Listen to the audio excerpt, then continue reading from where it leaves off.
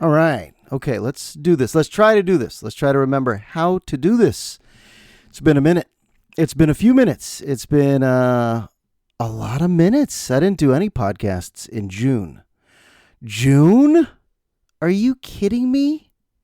The fuck happened? June is a blur of delight. I'll just say, June is awesome, but every day on the calendar, something. You go from finals week, you got all these kids graduating, graduation parties, my wife's birthday, my daughter's birthday, you got a Father's Day, you got a vacation, you got summer camps, you got forms to fill out, vacations to plan. You got a bunch of shit. A bunch. It's that big transition. June is the end of the year. I know we say, December 31st into January 1st. That's the end of the year into the new year. No. June is the end of the year. The transition into now. Let's say goodbye to the class of 2026. Let's give them some good advice. All the commencement speeches throughout America. Faculty, staff, custodians, and the students of the class of 2026. And then you give them some good advice. Always be yourselves. Never listen to anyone else. Listen to your inner voice. Fuck that shit, right? Fuck all the bullshit. Just, adopt a new identity. For a lot of you, this didn't work, right? Things you don't hear at the graduation speech. Hey, for a lot of you, this might not have worked. If you're going off to college, reinvent yourself. You're allowed. The American dream. Reinvent yourself. Go grow a chin strap beard like I did in college. Pierce your cartilage. Pierce your dick. Pierce anything you want. You're off. Spread your wings. Fly away. And then when you come back to town with all your new facial hair and your new baggy jeans and you tell all your friends, yeah, I'm into underground rap now. I'm kind of into J-Wop and R-Slams. SLAMZZ. I'm kind of in all these artists no one's heard of because in the dorms you made friends with other kids who are reinventing themselves from other parts of the world. And when I went off to college, I came home the first time and I kept saying, you know what I'm saying?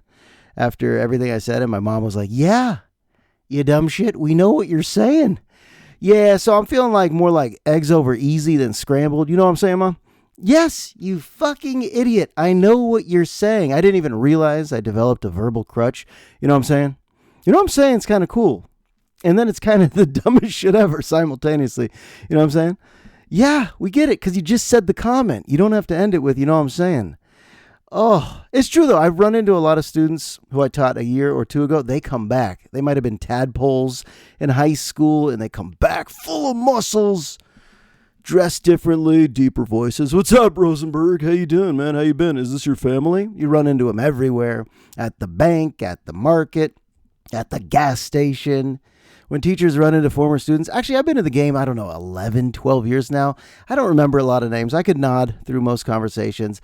But when I do recognize them, sometimes I can't place when I taught them. I'm like, when did I have you? They're like, literally 1 year ago.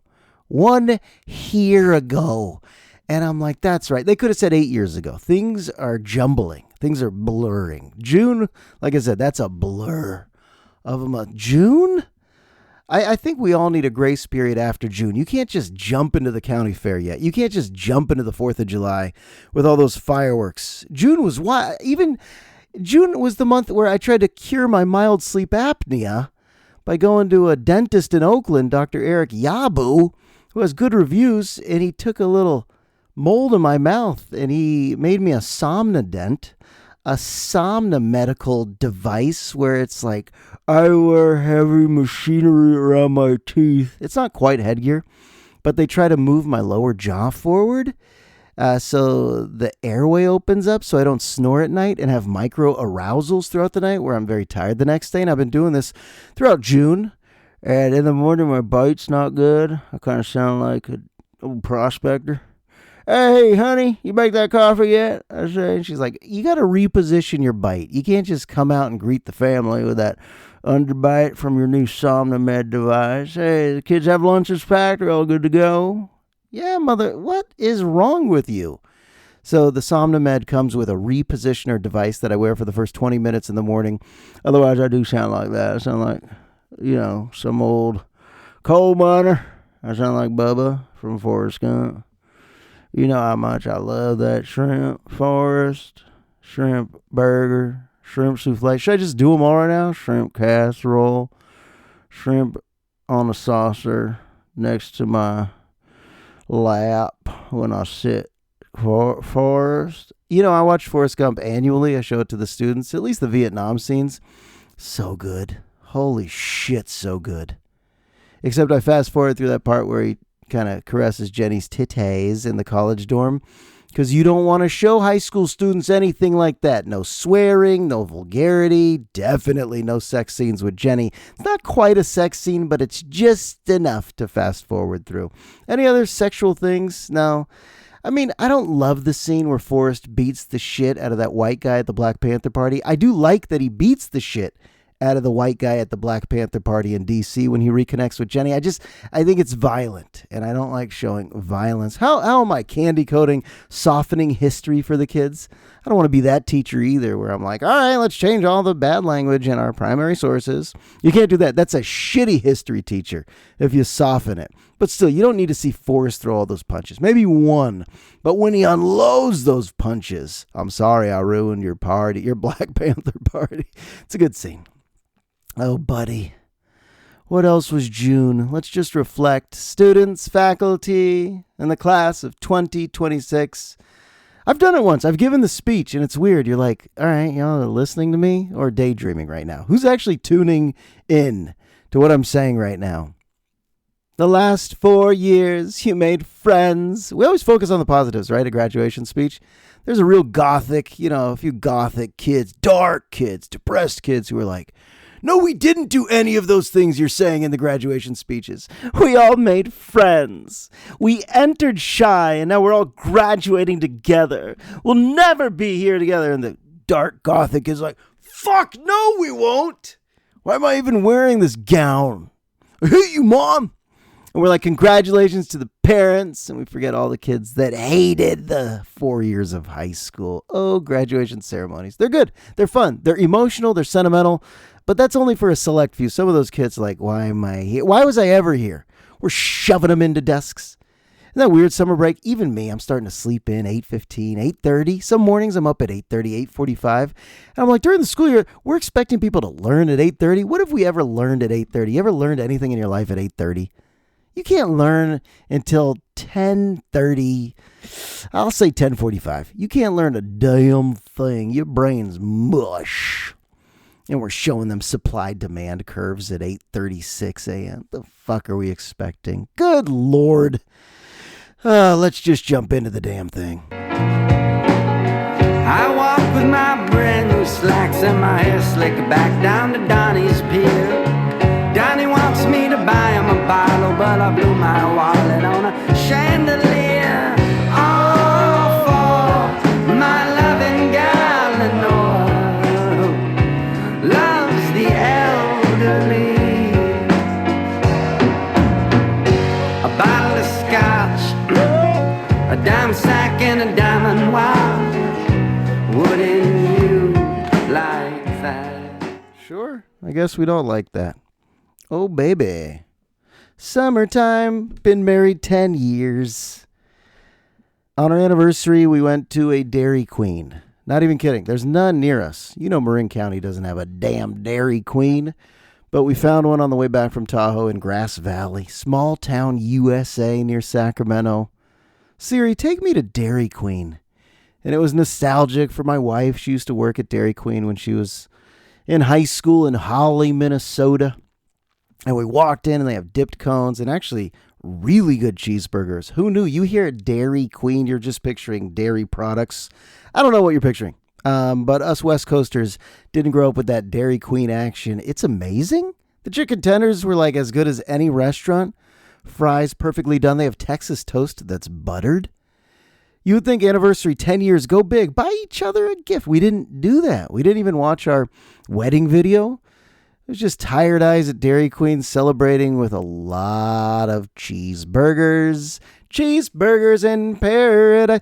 And cones. And this old man walks in, winks at the girls, and just sits in one of the booths and has a cone. And I'm like, yes, small town America. There's probably Friday night lights around us. These little high school girls working the register.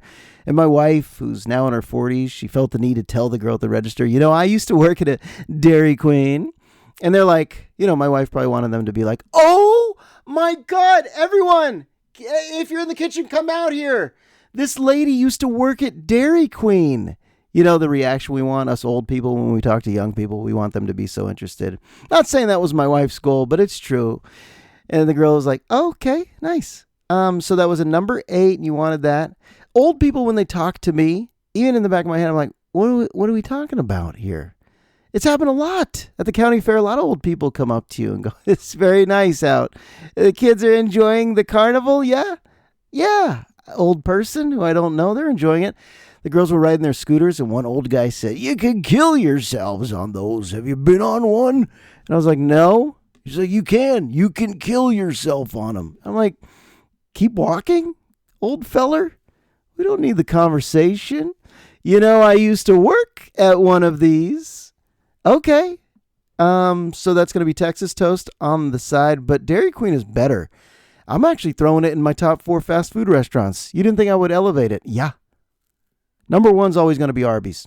Okay? And if you think that's gross, that's because you haven't been to an Arby's. That thinly sliced roast beef and that incredible horsey sauce and those curly fries, there's nothing quite like an Arby's. Taco Bell's going to be number 2. The soft taco supreme, the double decker supreme. I know the menu changed, but if you need my top 4 fast food places, it's obviously Arby's, then Taco Bell. And then slipping into number 3. Let's not have the conversation of, is Chipotle, is Subway fast food? No. You know what fast food is. Okay? We all know what fast food is. It has to have a drive-through and very, very depressed workers in a dark kitchen with deep fryers and hairnets preferably. I'm going Jack in the Box. You put American cheese on a beef taco, on a ground beef taco, and it's so doused in its own oil and liquid. If you've ever had a Jack in the Box taco, why is it soaking wet with some oils? Like the shell, that's a good corn shell. You just immediately get dirty. You need to wash your hands between Taco 1 and Taco 2. And then their lettuce, for some reason, is perfect. Lettuce, American cheese, ground beef, and then, of course, you get your own little packets of hot sauce. Shit. Jack in the Box comes in at number 3, and then, of course, number 4 is Dairy Queen. So happy 10th anniversary. Yeah. 10 years ago, we got to have that first dance. Yeah. It's a fun conversation. Couples get to have a fun conversation once in a while. Like, if you want to be a parent, you get to say, what should we name this kid? It's a fun one. It's like naming a dog, but more permanent. And then it's like, what should we dance to? We went with Ray Charles. We went with Come Rain or Come Shine.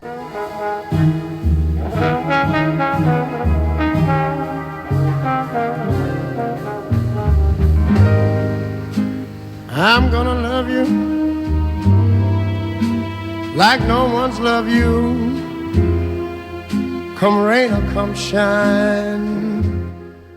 Oh my God, what a voice. What a voice. What a voice. If you ever meet someone who's like, I don't really like Ray Charles music, you should kill them. No, I'm just kidding. I was like, what's the most extreme thing I can say right now? Like, you want to run away? Don't be their friend. They're toxic. No, don't kill them. Please don't murder someone and say, I'm listening to Josh's 270th episode and I'm in a conversation with someone who didn't like Ray Charles. No, but Ray Charles, easy choice, you would think, right? Beautiful song, easy choice. Not an easy choice. There were a lot of songs. It's a big moment. Bobby Wu, our DJ on the mic, he's like, and now for the first time as a couple, here's Josh and Shani Rosenberg. And they hit the music, and Ray sounds good to everybody. But there were a few. It actually became quite a contentious topic because at one point I wanted Whipped Cream Nuts and Cherry by Goldie. And my wife was like, I don't know about that.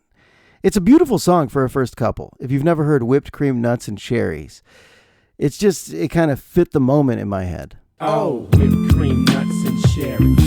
Oh, whipped cream nuts and cherries. Oh, whipped cream nuts and cherries. Whipped cream nuts and cherries. I got my whipped cream, now I want my nuts and cherries. Whipped cream nuts and cherries.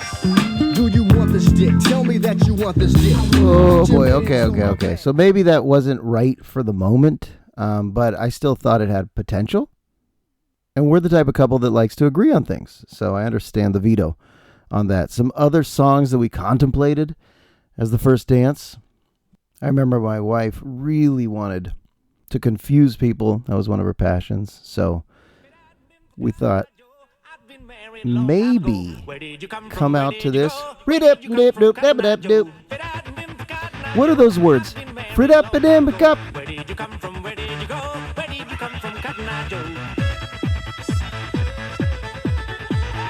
Yikes, how cringeworthy would that be? People are like, damn. They had months to think about it. They went with Cotton-Eyed Joseph. Then I was like, maybe we get everyone up immediately. Just drop that cruise ship Gloria Estefan. Ladies and gentlemen, for the first time, Josh and Shani Rosenberg. Shani comes out in one of those calypso flamenco dresses, and I'm just like low. I'm in a squat, like flipping up the dress. Hey, everybody, get out of your chairs. That's even more cringeworthy than anything. So yeah, we didn't do Conga by Gloria Estefan. That got the veto too. What else were we thinking? Besides Ray Charles, we really liked Pump Up the Jam. We really thought Pump Up the Jam would pump up the wedding. Like in case the speeches were bad and the food was bad, at least we were like, you know what? Technotronic. And for the first time, ladies and gentlemen, Josh and Shani Rosenberg. Ooh, just breaking it down. Hands on the knees. Pop cheek, pop cheek. That got the veto as well, believe it or not. Oh, this is the one I really wanted.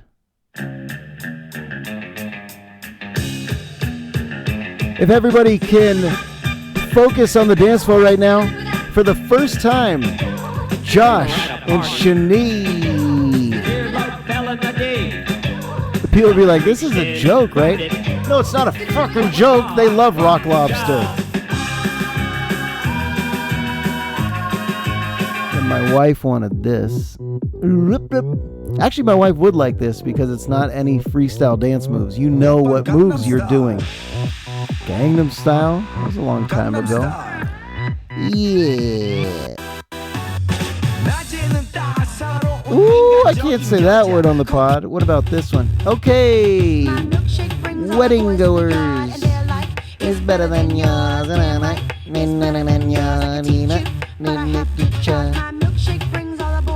What else did we think? There was one more. Oh yeah, the Home Depot beat. We were like, should we have our first dance to the Home Depot beat? Ladies and gentlemen, put your forks down. For the first time, Mr. and Mrs. Josh Rosenberg. You remember that old school way of sending a letter? Mr. and Mrs., just the guy's name with the last name? Mr. and Mrs. Josh Rosenberg. In the days of sexist introductions. People be like, whoa, is this the Home Depot theme? Their first dance is the Home Depot theme? Didn't see that coming. And no, we made sure the Macarena was not played at the wedding at all. The Home Depot theme would be tight, though. People remember that. You heard me right now. People remember that. Got my somnodent back here. People remember when you play a Home Depot theme at a wedding. People remember that shit all day. Shrimp in a can. Shrimp burger. Shrimp dumpling. All right, where am I in life? It's July now. Sitting here in the morning, cup of coffee. Already got my workout in at the Youth Men's Christian Association. Yeah, this morning I woke up. I decided to go visit the young guys at the Christian Association. There were some weights, but that wasn't my goal. My goal was old school YMCA. We all have to teach it. We all have to learn it. Okay? YMCA. It's just weights and treadmills, basketball, pickleball, and some classes, right? What was it, though? Why are we calling it the Young Men's Christian Association back in the days of, I think, mid-1800s? All right. The idea is we got a lot of people. You ready for a history lesson? Hey, kids, gather around. Sit on the carpet. If you got to rip one, rip one. That's when kids rip them right during circle time on the carpet. Oh, whoa. Okay. Gather around. So YMCA. You got all these rural hicks moving into the cities. And once they get to the cities, life is rough. Early American cities, brutal. Not a lot of sanitation. Not a lot of socializing. Not a lot of great opportunities. A lot of people getting drunk at the pubs. So this was the idea of what if we have gathering communities? Learn some life skills at the Young Men's Christian Association. We'll feed them a lot of Jesus, too, of course. We'll feed them a lot of Jesus, but give them some chances to play some games and make some friends in a healthy setting away from the pubs and bars. At least that's what I remember about the early YMCA days. I think it coincides with settlement houses, Whole House, maybe help some immigrants. Here's a bed and a pillow. Okay, the history lesson's falling flat. But I think it was for people moving into cities to have opportunities beyond the bars and pubs.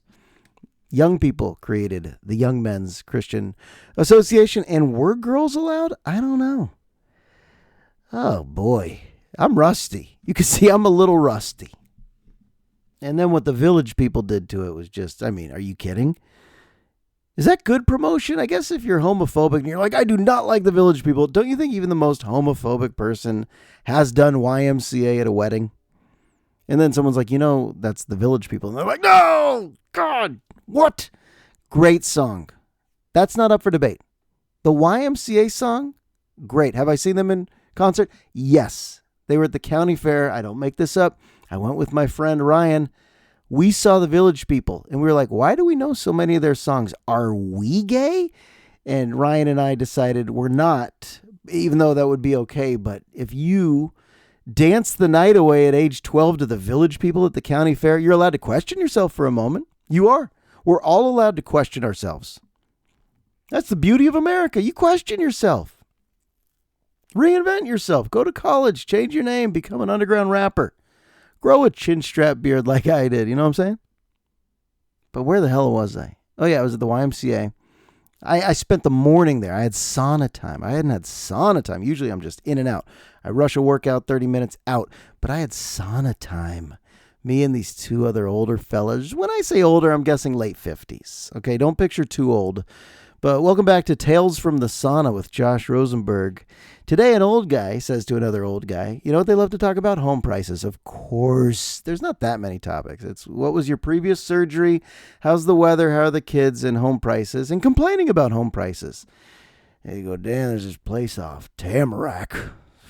It's almost $2 million. What's happening to this town? The other guy goes, I saw a house on Cobblestone going for 1.7, and I'm thinking that's only 1,500 square feet. Then the other guy says something like, yeah, I saw this townhouse off Freitas. And I'm just like, okay, houses are expensive, fellas. And here's where it gets good. If you're like, why is he talking about it on this special episode? The guy goes, it's Newsom.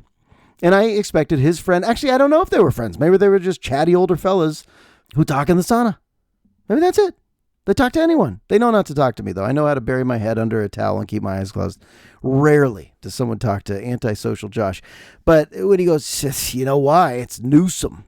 Okay, so that house on Tamarack or Cobblestone, it's so expensive because of Newsom. And I thought the other guy would just agree. And he goes, yeah, actually, you might take a closer look at Trump. And then I woke up. I was like, okay, here we go. Ding, ding, ding. We got a Trump and Newsom debate forming. And they didn't make any points. These guys were not informed about the economics of the situation, the politics of the situation, but they know their talking point is to blame Newsom or you blame Trump. And it kind of fizzled quickly. The guy's like, I guess you could say that, but I don't know, with Newsom, these home prices. And the other guy's like, yeah, but Trump is the president and there's home prices rising. I'm like, these guys fucking need an econ lesson in a hurry. I mean, this is a simple one, right? And it might be. I'm not smart enough to know if it's Newsom or Trump, but you just got to specifically start talking about demand, supply, the influx of big spenders, the tech spenders. People aren't moving out of these houses. People aren't building into these hills. There's great demand. I mean, good schools, you could say good weather. For the people that like hiking and biking and swimming, Marin's expensive, but they weren't getting into any of that shit. And I wanted to hear a healthy debate. That's why I now seek it. Like, I like to listen to Theo Vaughn interview a Democrat, even though Theo's not like that conservative. Maybe he is, I don't know. But he likes to have the discussion. I heard Gavin Newsom interview Ben Shapiro, and I don't know anything about Ben Shapiro, but I heard Gavin has a podcast, so I just scrolled through it and go, okay, what's an episode where he's going to talk? I listened to the one with Charlie Kirk. That was not for me. I thought Gavin was just, like acquiescing to everything Charlie said. There was no debate. Gavin was just like not holding his ground. But with Ben Shapiro, he's a really famous conservative radio host, podcaster. I don't really know much. Orthodox Jewish guy.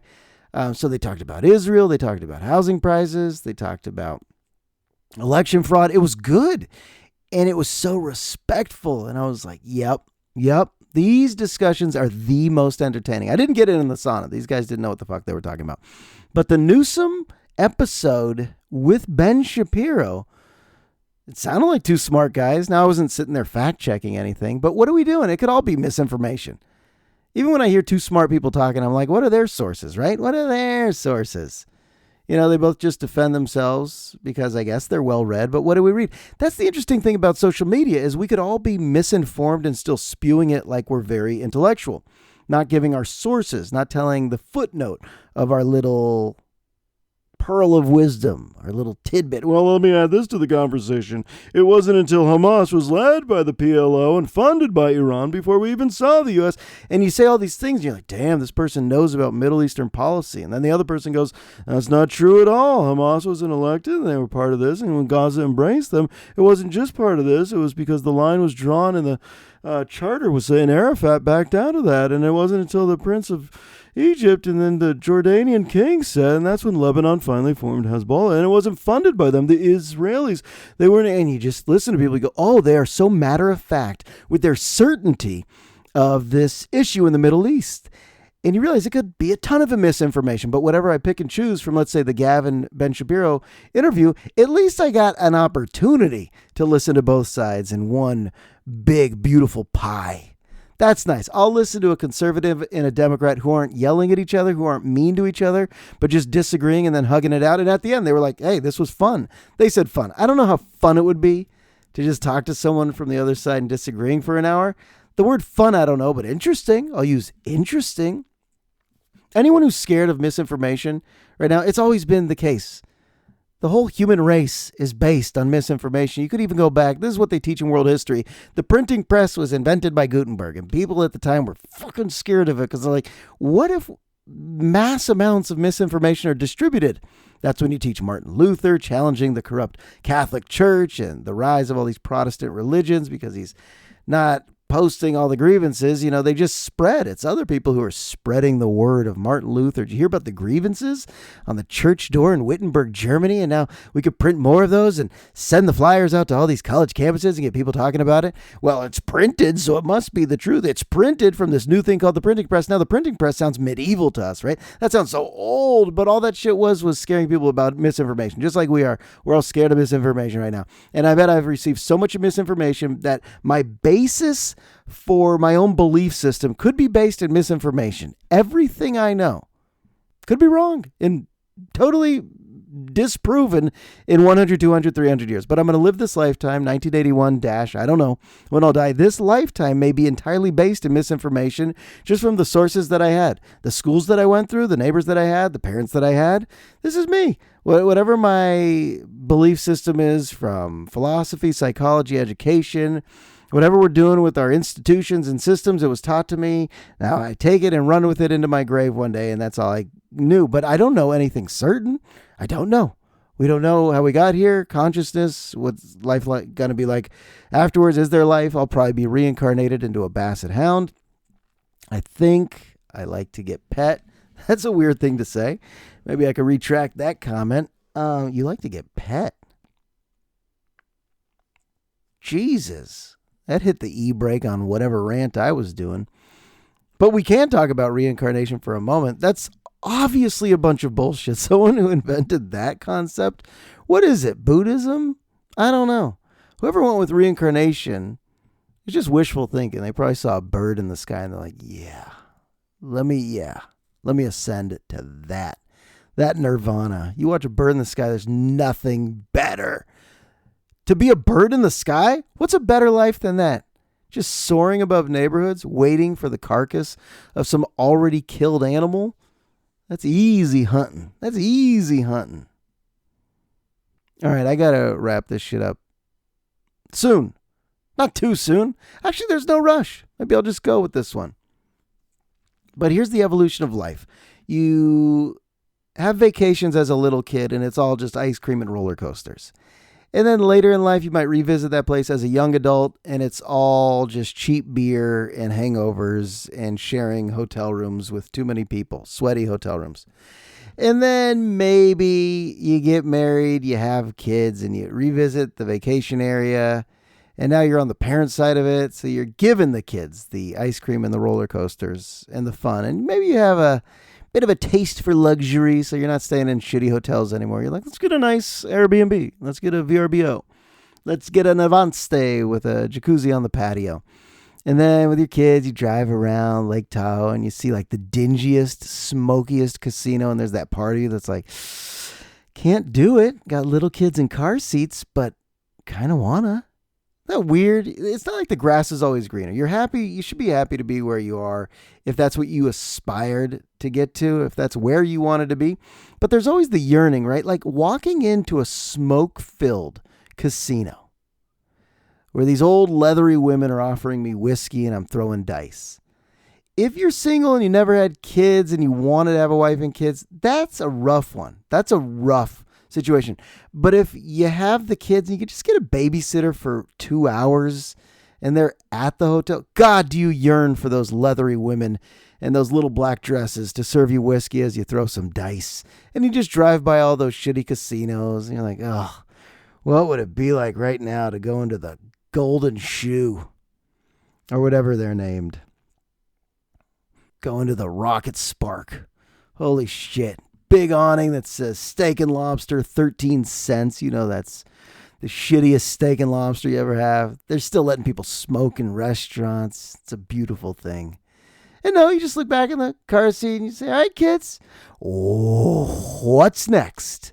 What kid-friendly activity from mini golf to froyo to swimming to sandcastles to tie-dye to slip and slide to clay to Fimo clay to beading, to lanyards, to... I'm not complaining. I like kid-friendly activities. But the moment you get to do something adult, like a round of golf, it makes it like a drug. Like a drug, a little alone time. And what am I doing with mine? Recording this damn podcast? What am I doing? But when these girls are in college, I might just be at the Golden Shoe with Estelle.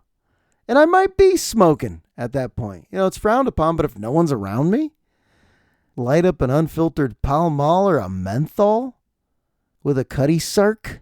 Just kidding. Why is Cutty Sark still on bar shelves? No one's ordering that. Actually, one of my anniversaries, we went out to dinner after I saw the Green Book. Good movie, but one of the actors kept drinking Cutty Sark. And you know how Hollywood actors make it look good? I ordered one. The bartender was like, what? Cutty Sark? And I had it. It was the fucking worst. Ugh. That's the worst booze. Go order it. You'll see what I mean. I dare you. Truth or dare? Dare? Go order Cutty Sark. And the bartender saw me struggle through the first 3 sips and replaced it for me. Free of charge. He's like, yeah, let me just give you what you want. I'd rather see you happy than muscle through a Cutty Sark. But that's what I'll be ordering at the Golden Shoe or the Sparky Nugget later in life. 10 years is quick. Got married 10 years ago. And I guess I have an 8-year-old right now. 10 years means she's out of the house, going to college. That's crazy how 10 years flies. Oh, boy. I don't have to do this obvious take. Time flies. Here's an obvious take, though. Here's how I'll end. This is an obvious take. World Cup action is amazing. These are some of the greatest athletes, the biggest celebrities to their respective countries in the world. It's so cool that it's in the U.S. to see these fans going nuts. But the faking of an injury, the flopping, and then in slow-mo you see, oh, they weren't touched at all. Or maybe someone just grazed their cleat or their shin guard. None of these. Nothing in soccer requires a stretcher, an actual stretcher. There's never blood. There's never a bump. There's never a laceration. There's never anything torn. These are all fake injuries because the guys just pop up. When the action continues and the ref doesn't call anything, there's no whistle. These soccer players just pop up. So this is an obvious take. If you're not a big soccer fan like me, I just tune in every 4 years. There has to be a reason. Why is this part of the sport? Why is it that flopping and faking an injury and then not even laughing when you just get up and start running again at full speed after you look like you got shot? These guys, they are such good actors. But why is that part of the sport? I was thinking, instead of just complaining about it, is it like some gamesmanship? It's not quite comedy, but is it like, all right, let me give everyone a chance to rest for a moment? Or is it the best actor has value? So it's not just being the best soccer player, but if you're the best actor and you can sell it, the best flopper, get a whistle, maybe that is part of the sport. You see it in other sports, faking things, trying to fake out refs, officials, umpires. Maybe that's it. It's tough to watch as a fan, but there's got to be something deeper to it because it happens every 10 seconds in the World Cup. And the World Cup is simultaneously the greatest thing and the most annoying thing because of all these damn flops. Everyone's going down hard. A good slide tackle should be rewarded. The guy getting slide tackled should just kind of give him a fist bump like, you got me, nice. These are all pretty good slide tackles. Why is the reaction always that? I once interviewed, let me go back and tell a story, but the soccer legend Landon Donovan was on my radio show years ago, and he's like, playing in Mexico was the scariest shit ever. He's like, those fans are a different beast out there. We'd have to focus on the game, but occasionally you would see something going on in the stands. You're like, are we safe? Are we safe? Because they throw bottles and they throw a lot of things.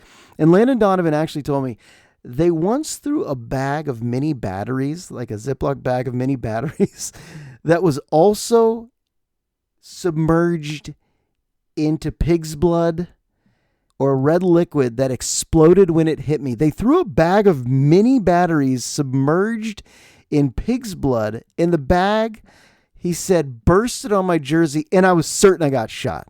And we laughed. That was actually so funny back then, to be in a scary stadium where the hooligans are after you. You know, there's one thing to be a soccer fan. It's the same with the NFL games. There's one thing to be an NFL fan, then there's one thing to just get too drunk, look for a fight, and try to make a fool out of your section and your life. You make a fool out of your life at a sporting event. But I was like, damn, to not know if you've been shot because you look down and your jersey's covered in blood and you don't know if it's your own blood. Damn. You had to say, I wouldn't put it past him. That's a moment where you're allowed to fall to the turf and be like, hey, ref, I don't know what just happened, but maybe we stop the game for a moment, sift out if there's a bullet lodged in my sternum, then we continue. With this. All right, let's continue into Belgium, USA. Advanced, big win over Bosnia-Herzegovina. Bosnian assassin, Gavrilo Princip.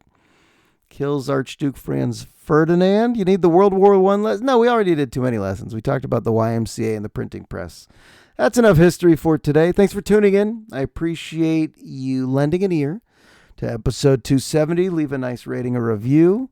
Have yourself a nice summer. Who knows when we'll do this again, but we will. I'll talk to you soon.